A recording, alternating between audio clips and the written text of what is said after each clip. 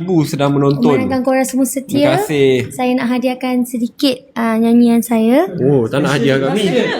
Saya tak dapat. Setiap hari. Sampai I rasa dia tutup telinga lah. Mana ada, tak pernah. Okay, lagu ni bila tujukan untuk korang, it's a very short one, tapi sangat bermakna. Sebab korang sentiasa ada, terutamanya untuk Bella Astila FC and Team Bas and Bas Official, semualah yang sentiasa bersama-sama dengan kami. Lagu ni untuk korang dan kita semua.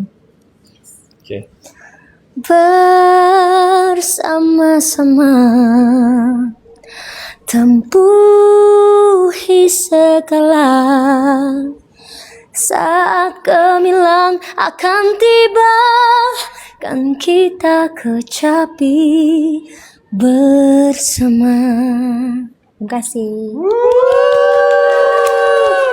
So kita kena sama-sama, insyaAllah saat gemilang tu akan tiba. Okay? Sebab korang suara Bella tu dah datang balik.